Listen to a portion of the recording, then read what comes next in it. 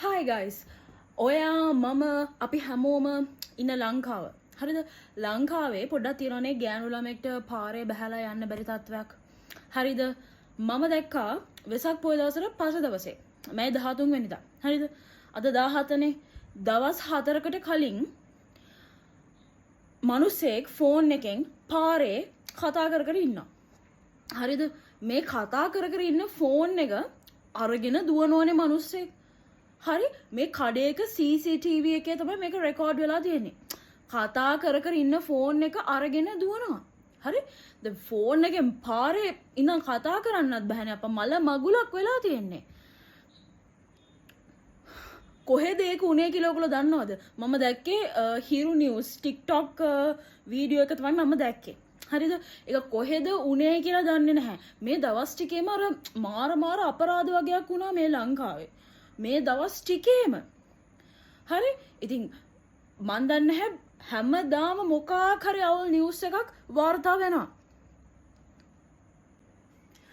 තව මම පිස්සු නිවුස් එකක් දැක්කා.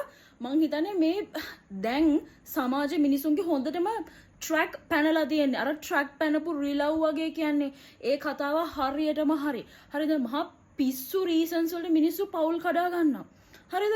හිරු නිවුස් TikTok වීඩියෝ එකක් තමයි මම බැලුවේ හිරු නිවුස් පේජ් එකේ ඔක්කොම මේ නිවුස් ටික යනවා සමහර ඒවා නම් මාර වැදගත්. හරිද? මම දැක්කේ ඒකේ හරි වයිෆ්ට රසට බිරියානි හදන්න බෑ කියලා හස්බන්ඩ් වයිෆ්ව ඩිවෝස් කළා.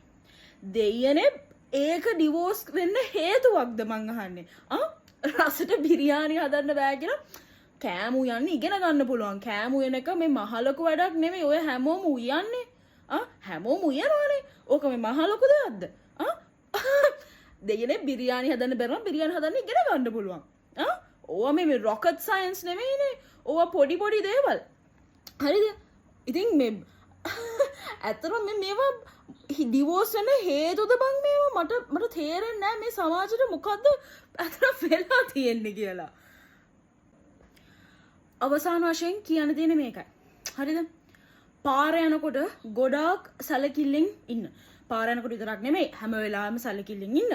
හරිද? අනිත් එක තමයි මේ මිනිසුනේ පොඩි මිස්ටේක්ස් හැම මිනිස්සෙකම තියෙනවා. කිසි මිනිස්සෙක් පර්ෆෙක්ට් නැහැ. හරිද? ඉතින් පොඩි දේවල් තියෙනවා නම් ඒවා අපිට හදා ගන්න පුළුවන්. හරි? ඒක අපි තේරුම් ගන්න ඕනේ. හරිද? හැම මිනිස්සෙකම පොඩි දේවල් තියෙනවා. පර්ෆෙක්ට් මිනිස්සු නැහැ. ඒක අපි තේරුම් ගන්න ඕනේ සහ බොහොම සැලකිලිමත්ම ජීවත් වෙන්න ඕනේ. අවසාන වශයෙන් අපි ජීවිතේට ගන්න ඕනේ අවවාද දෙක ඔන්න ඔය දෙක තමයි. එහෙනම් අදට මං ගිහින් එන්නම්. බයි හැමෝම සතුටෙන් පරිස්සමෙන් ඉන්න ඕනේ.